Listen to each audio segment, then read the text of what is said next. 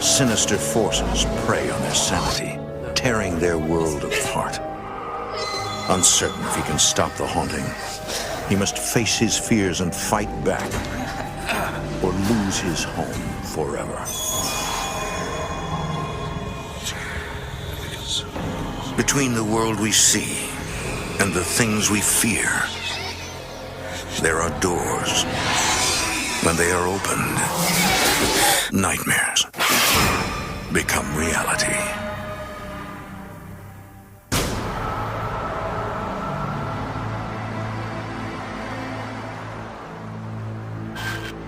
Corning, a small city in western New York, known for its glassmaking and fine arts. Hidden beneath its scenic beauty lies a brutal history of death and despair. Tribal massacres, massive fires, and deadly floods.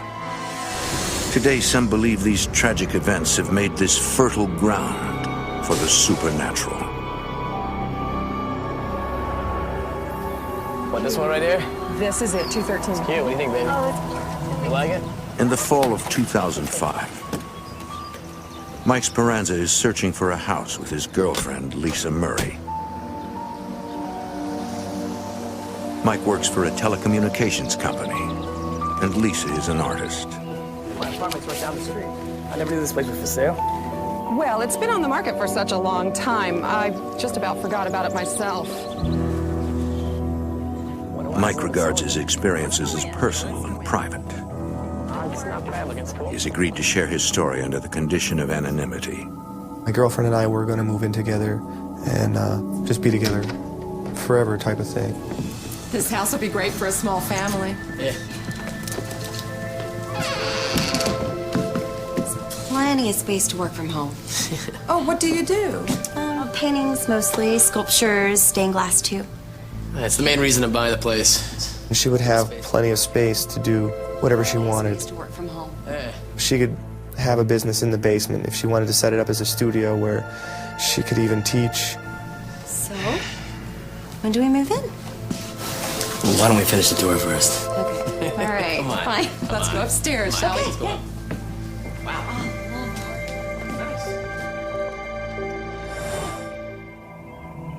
A month later, Mike and Lisa move in. They begin renovating immediately.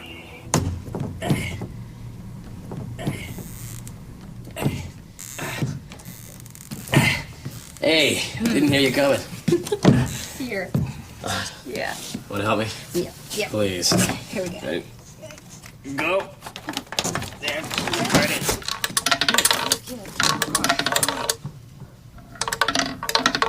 You would just hear clack, clack, clack.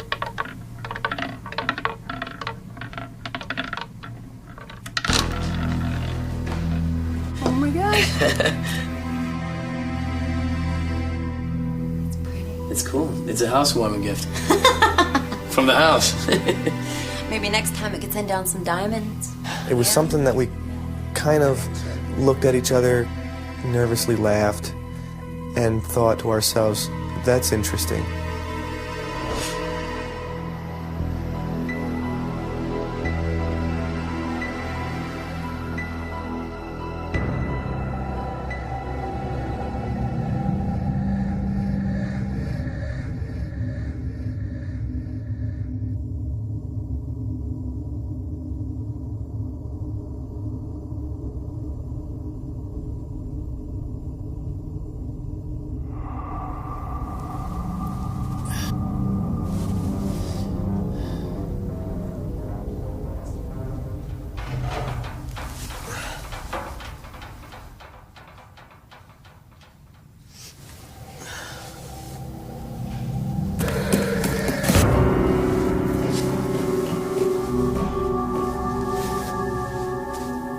I was positive there was someone in my house.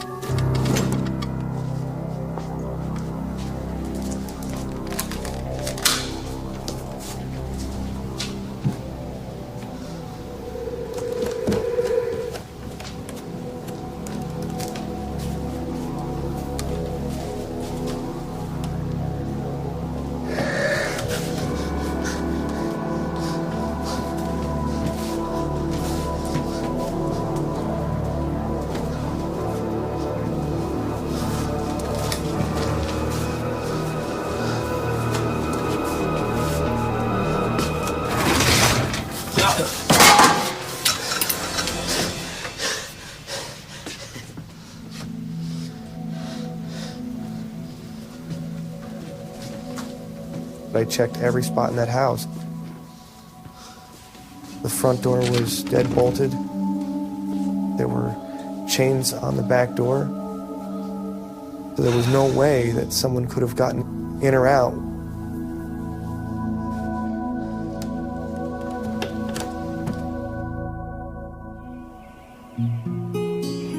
A few days later, while Mike is at work,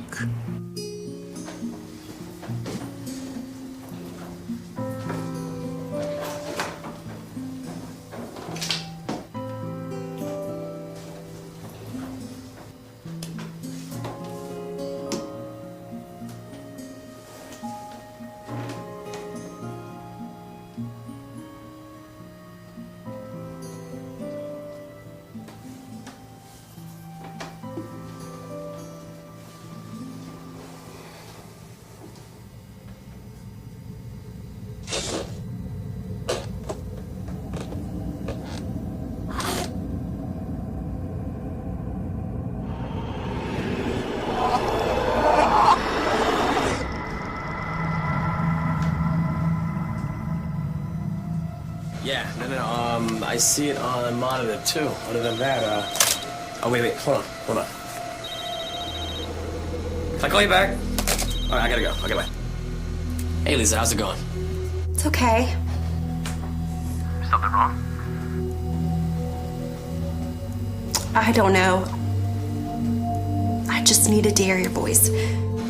Are you all right? I was just painting and... out of nowhere, lost it. Lisa experiences a mysterious, overwhelming sorrow that she cannot describe. She said, I have no idea why, I'm just so sad. And it was completely out of character for her. Well, why don't you, just, get out and get some fresh air, Maybe get out of the house for a while.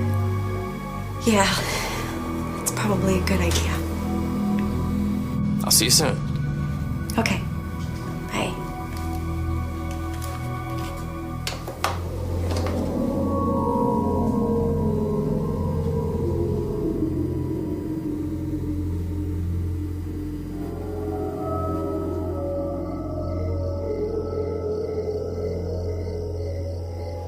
Over the next few weeks, Lisa's depression deepens. She would feel such pain, such sorrow, such grief for no good reason. Just being in the house by herself, she would be just so upset.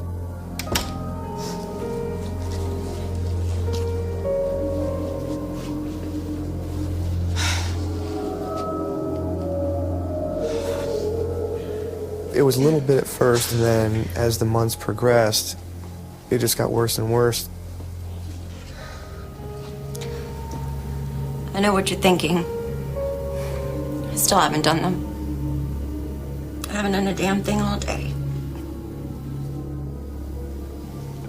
I really don't care about the dishes. I care about you.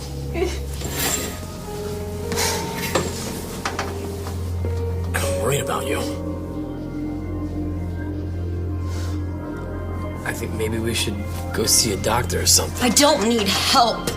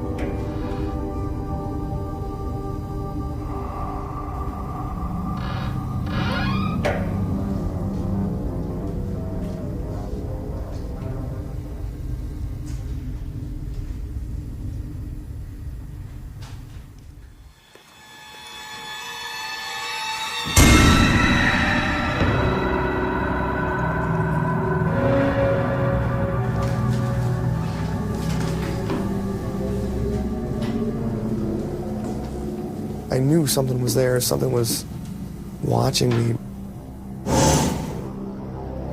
In the weeks that follow, Mike has a growing sense that there is something very wrong with the house.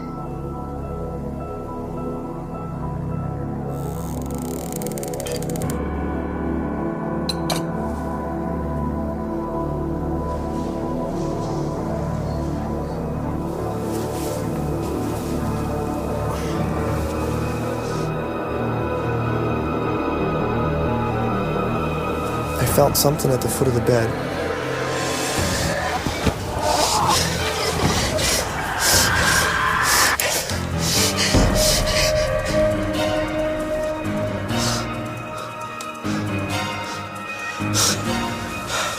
That was the first time I was truly scared.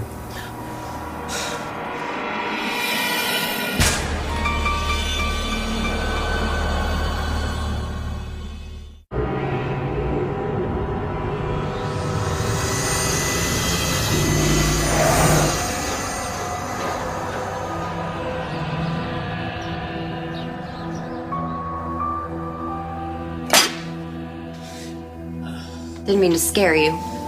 No, I just didn't get a good night's sleep last night. I want to ask you something. When you're, like, alone in the afternoon, do you ever get the feeling like something or someone's watching you? You must think I'm going crazy. Is that what you think? No, that's not what I'm trying to say. What I'm saying is, do you ever get the feeling that someone's here or someone you can't see? Because last night, During the day, I am the only one in this miserable place.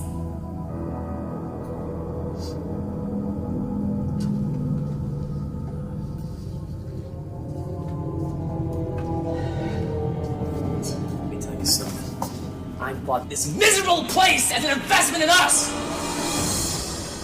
I think I just got really angry and just snapped. I had no idea where it was coming from. I don't even know why I'm angry, I just am.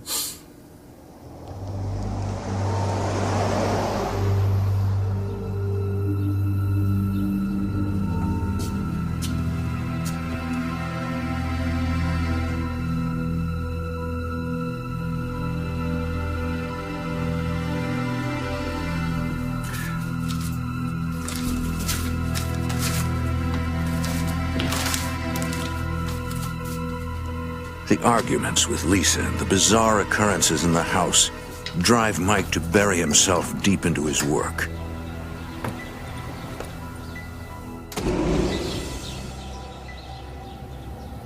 She figured if she didn't talk about it and she didn't think about it, then it just didn't exist.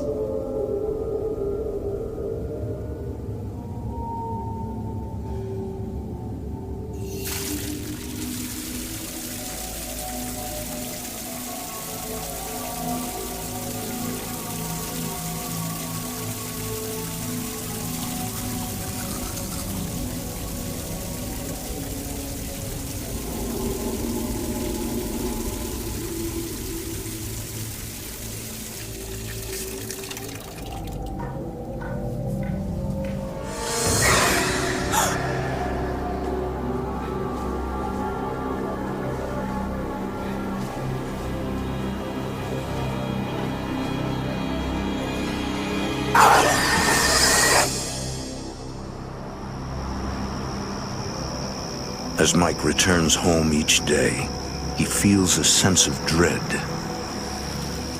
I would find that the closer I got to the house, the more tense I was.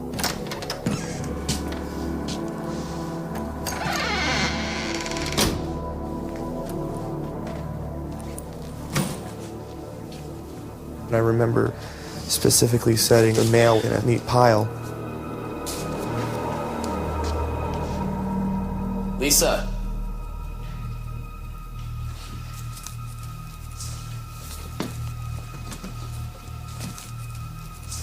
Lisa!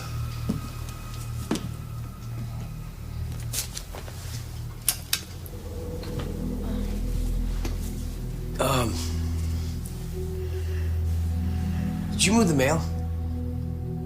What? Never mind. I was hoping that... Hey, I was hoping that we can talk about us. About what's going on in the house. Nothing's going on in the house. Lisa, look, you weren't like this before we moved in. We weren't like this. Mike suspects that the strange presence he's felt in the house is manipulating both of their moods.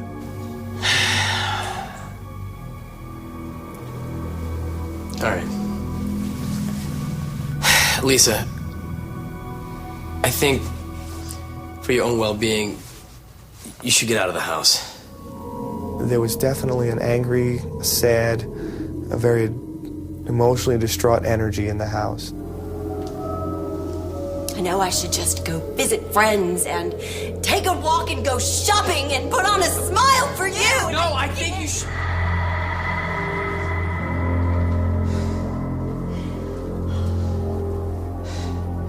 No. No, I think you need to move out of the house.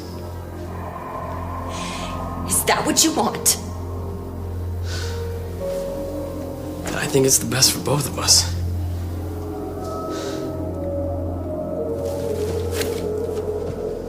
Mike wants to do what's best for Lisa, but he's torn about his decision. I was very distraught myself. When she walked out, a good part of me walked out with her.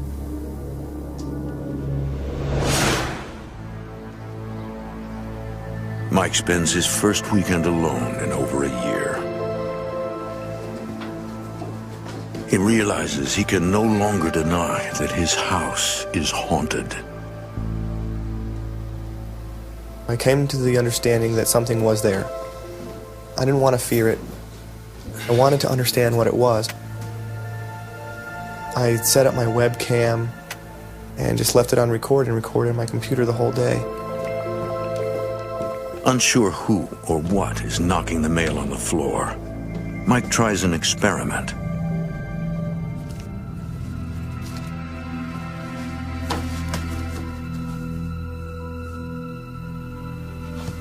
I would leave money out to see if it was neighborhood kids maybe coming in. They would certainly take a $20 bill sitting on the counter.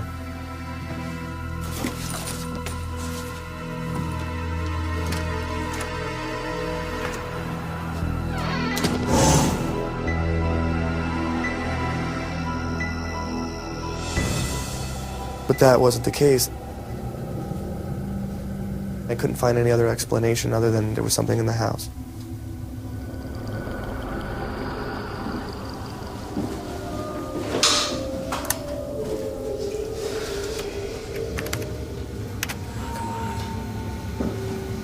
Come on. Show yourself. The recording reveals nothing unusual.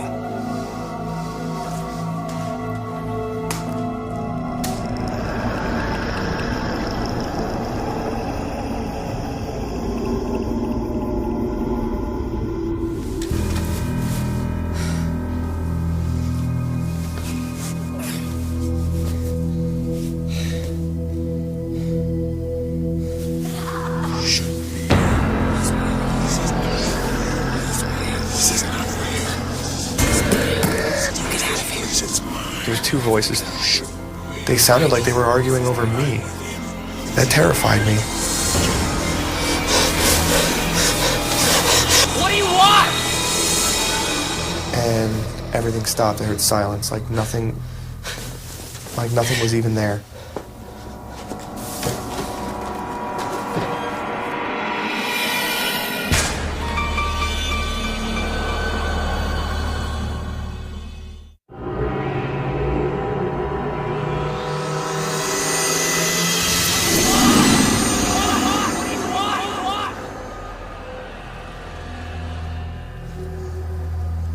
Mike spends the night at work.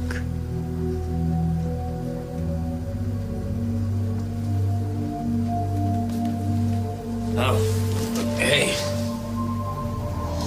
Well, here, I got you some coffee, man. Look like you need a little more than I do right now. Thanks. So what's up, Mike? You know, Frank,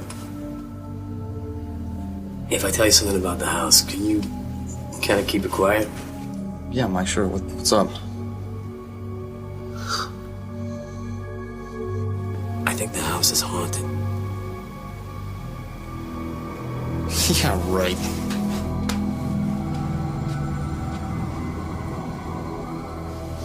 I don't think I really ever mentioned much of it again to anyone at work.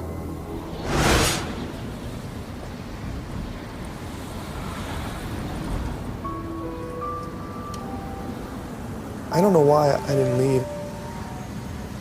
I was torn between, I think, really wanting to understand what was there and the fact that it was my house. I'm not going to be chased out of my own house.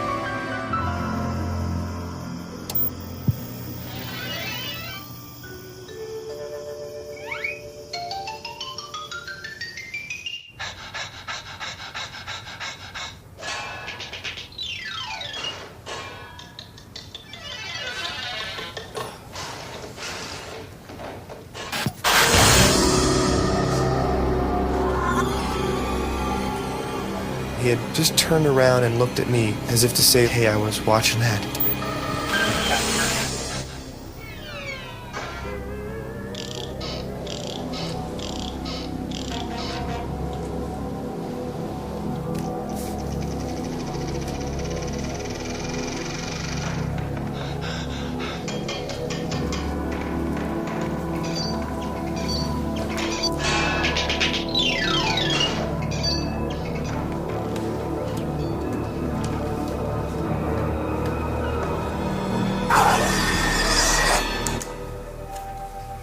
It made me nervous, to be sure. I started to think, is this boy around all the time?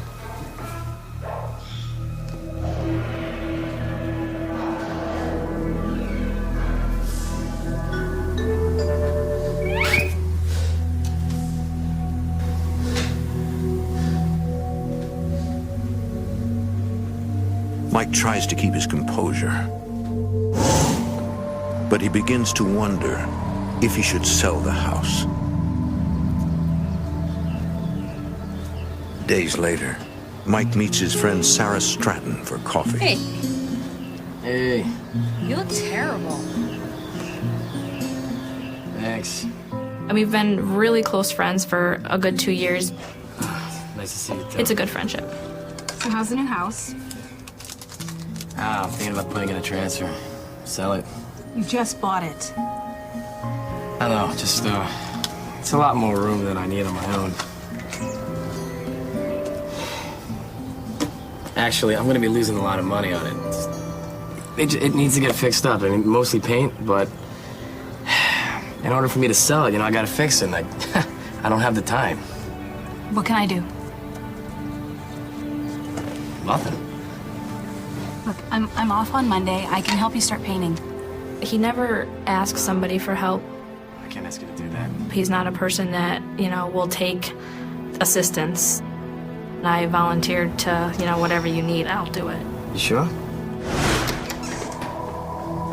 I'm sorry, I can't help you now. I swear, though, when I get back from work, I'm totally on top of it. Sarah, I owe you one. With my schedule, though, I never get this done. Don't worry about it. All right. I hadn't told her about All right. anything that had gone on in the house previously.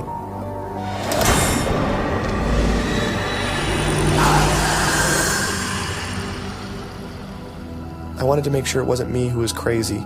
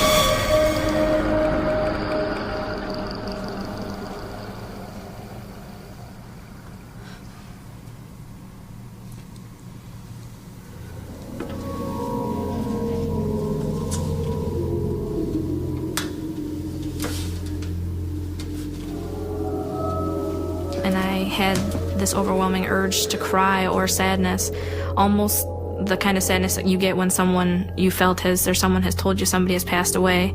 It was that kind of feeling.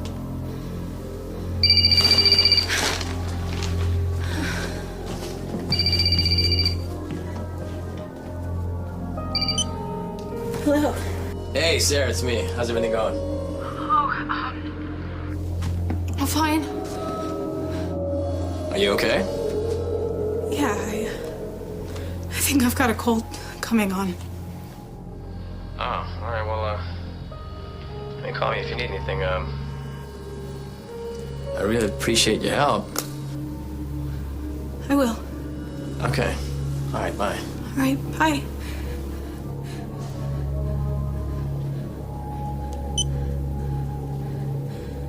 I'm not one who breaks out and cries very often.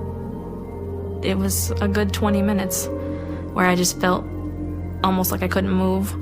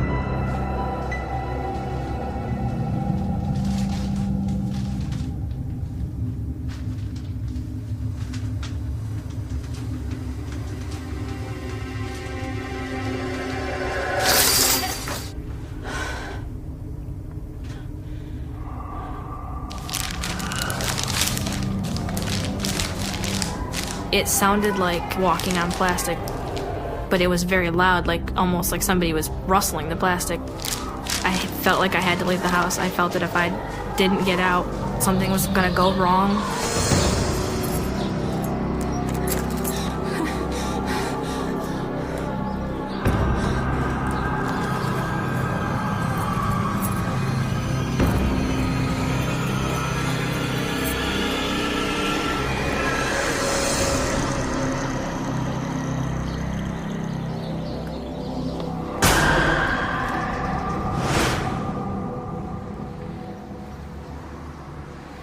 I think something's wrong with your house. Oh, really? What's up? When you called and asked me if I was fine, I wasn't. I felt this sadness come over me for no reason. It was deja vu. I almost heard her saying the exact same words that my girlfriend used. Then I heard footsteps on the plastic in the bathroom and I couldn't see anything. No, it sounds crazy. I think my brain is playing tricks on me. No. Your brain isn't playing tricks on you. My ex-girlfriend saw those things too. I saw those things too. Why didn't you tell me? I felt as a friend, he should have told me before I ever walked in the house. I should have. I'm sorry, Sarah. Sarah, I'm sorry. I just needed to know. Look, if you saw something, then I'd know that it wasn't all in my head. I'm sorry. I totally understand if you don't want to go back. In a way, I do want to go back. I don't want to go back alone. I wanted answers. I was not so much believing in ghosts, but believing that something was there, and I wanted to get to the bottom of it.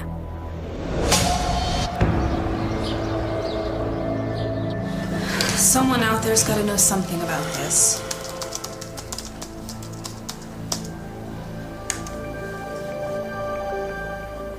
Hey, here. These people are right here in our own backyard.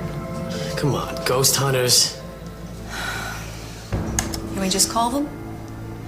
Let's just call them.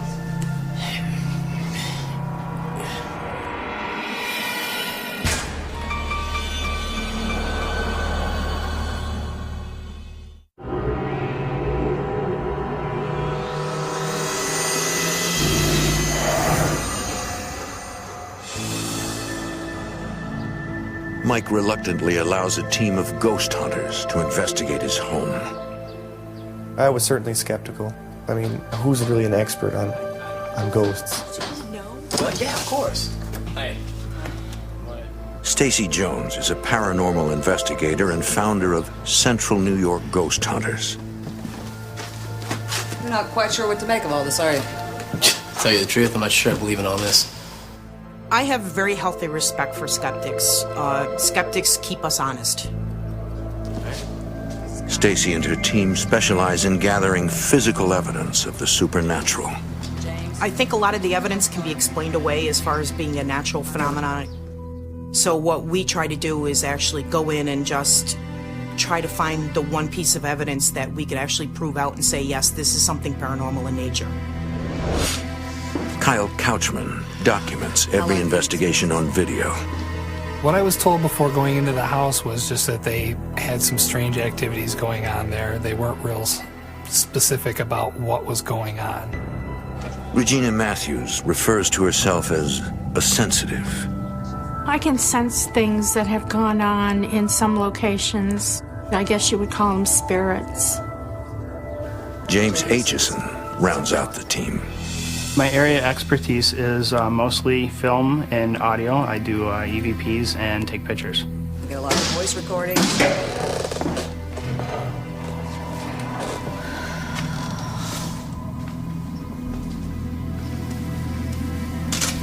Is there anyone else in the house? No. Usually when we go into a house, the activity does not start right off the bat. It usually takes 3 or 4 times for us to go into a house before we notice any activity whatsoever.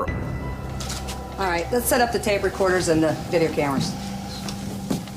At that point, I knew that this wasn't going to be just an ordinary investigation if this is the kind of activity we were getting when we walked in the door. In the master bedroom, Regina prepares for recording electronic voice phenomena, or EVPs. It's when disembodied voices imprint themselves on your recorders. Testing, 1, 2, 3, testing. So I use the EVPs to kind of validate what I see or hear. Me? Well, you've experienced things before in the house, right? Uh-huh. Well, the spirits of the Stacy house- explains to Sarah that whatever is there may respond to her again. You'll be okay. And I very unnervingly said, okay, I'll do it, you know, but I'm like, don't leave me by myself. She'll take good care of you. We're gonna set up in the other room. Cal, you ready? Mike is unexpectedly called to work. Off to work? Yeah, I need the overtime. I gotta pay for the dream house. I figured a lot of things don't always happen when I'm there, so I left.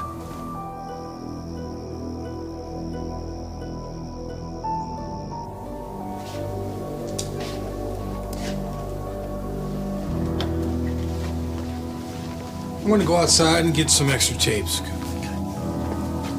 Regina explains to Sarah how to elicit EVPs from the spirits.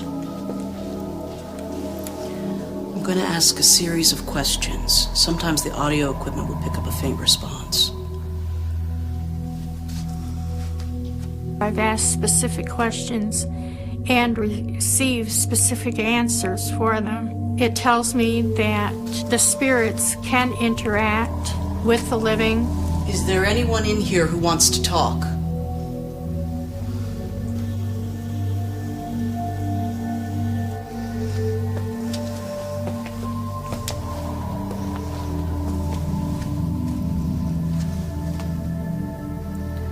What is your name? Are you sorry for scaring me?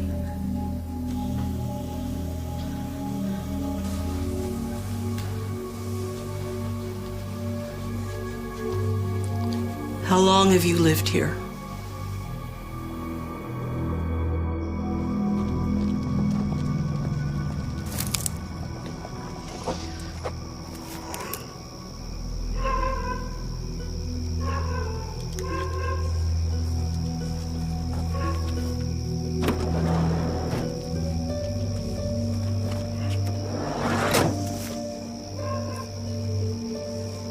Can I help you, sir?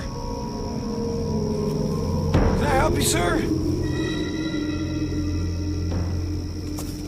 Excuse me. Excuse me, sir. Hey!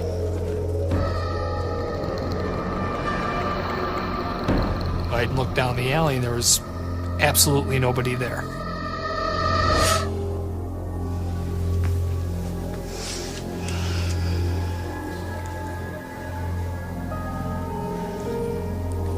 What do you want?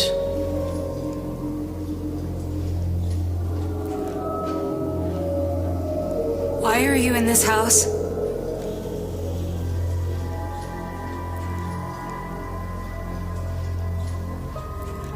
Are you angry?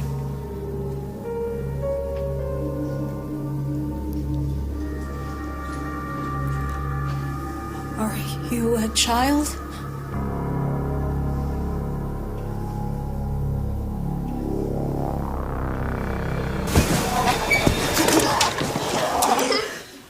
We felt what was a small, like a toddler, climbing up on the bed. Are you a boy or a girl? How old are you?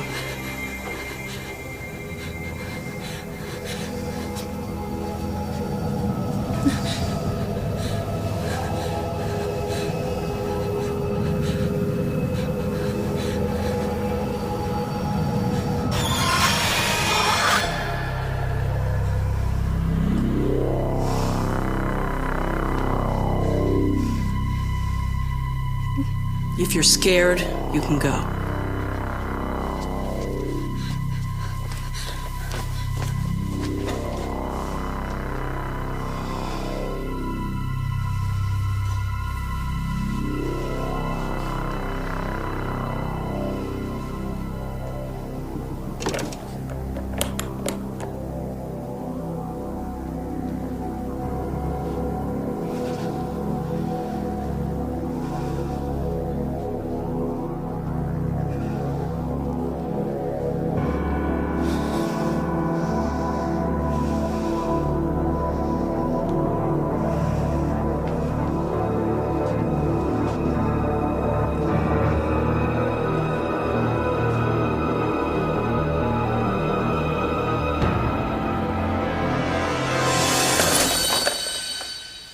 Perhaps if somebody else was in the room with me, I would have opened the door, but I was alone.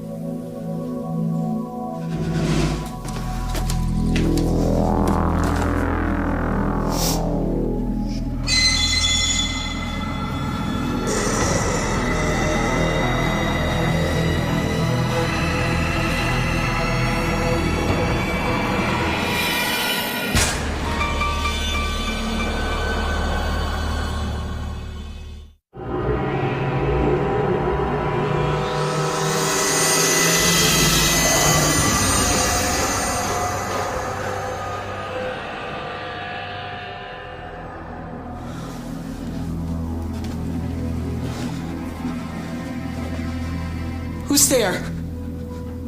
The whole time I was going down the stairs, I felt like somebody was going to push me.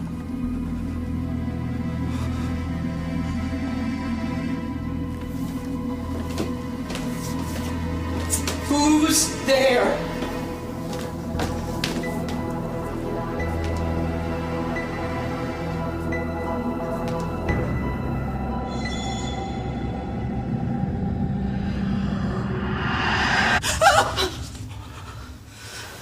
Full contact.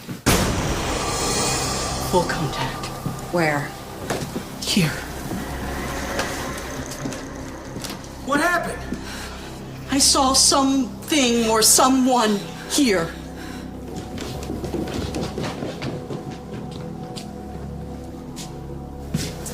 What did it look like? He was just a man in jeans and a t-shirt. Did it have dark hair? Tall and thin. The description she gave me seemed awful similar to what I had seen. I saw him too. Which made me feel like, wow, then I must have seen something, you know, more than what I had originally thought. If it's a person, then why did they disappear so quickly? And now why is somebody else seeing them? James Aitchison is intrigued by the sightings. Vagrant at first, hanging outside. A rare thing. You don't get two people that see the exact same thing at different times in an investigation. And you didn't mention anything to her? This just happened. The independent sightings are evidence that a spirit is on the loose. Now the investigators want conclusive proof. At that point, I was starting to get actually a little excited because I wanted to see it too. I wanted to capture it on film. I wanted to, prove to people that this type of stuff did exist.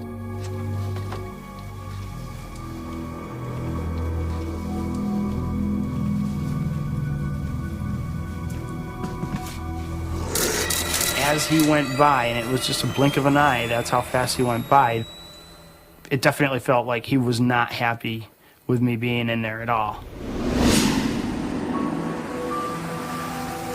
In the morning, the team packs up their gear. They must sort through all the evidence before they can determine exactly what is haunting the house. So how'd it go? Well, we got a lot of evidence here to go through. It'll probably take a couple days to... Well, you know where to find me. We'll get back with you.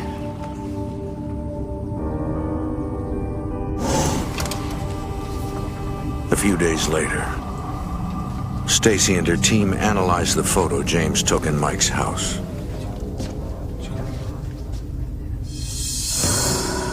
When I looked at that picture and saw him there was no denying it right then at that point that was an actual ghost that we caught on film. Stacy's team makes another chilling discovery. Stacy. They answered us. Play it. It's a very faint sound. It's not something that sounds like a human voice. Raise it up another 200%. We amplify it sometimes as much as 800%. Are you sorry for scaring me?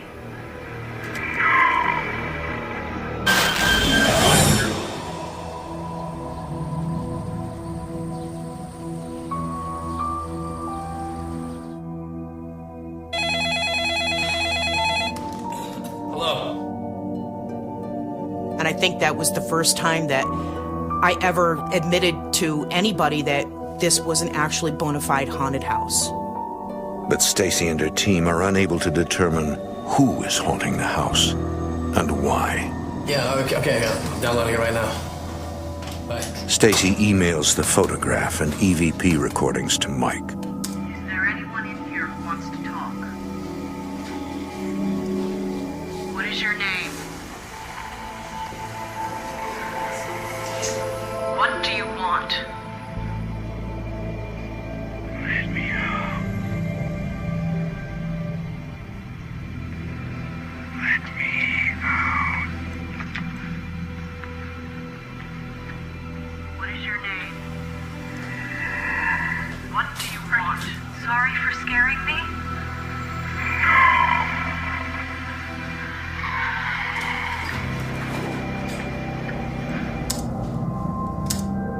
Are you sorry for scaring me?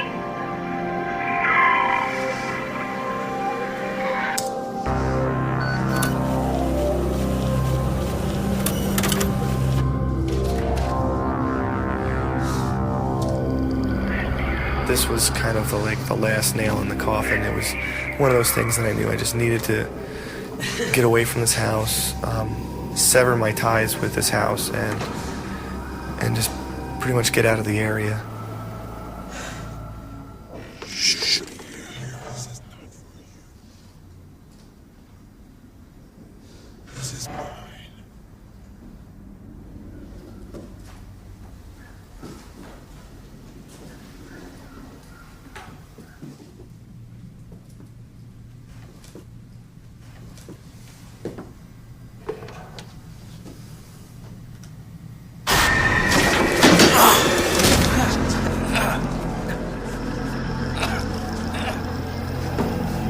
shoved, and I was scared.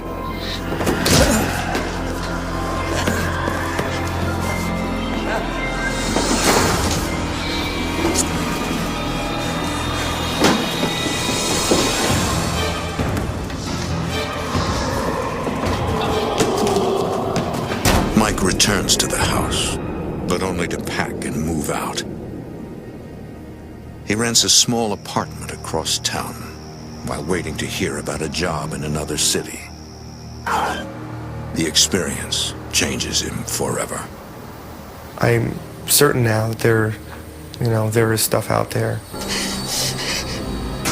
Stuff living on a different plane that we can't see.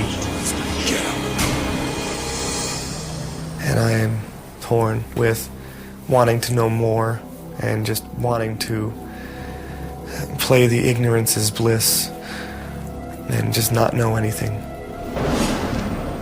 Shortly after moving out, Mike puts the house on the market. It sells within weeks. But Mike continues to be haunted by what happened there.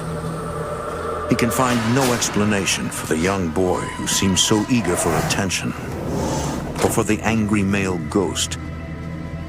But what disturbs him most is not knowing why his friends Lisa and Sarah were so overwhelmed with sorrow. So I figured it was because whatever was in the house had a closer connection to females than they did males. To this day, what happened in that house remains a mystery.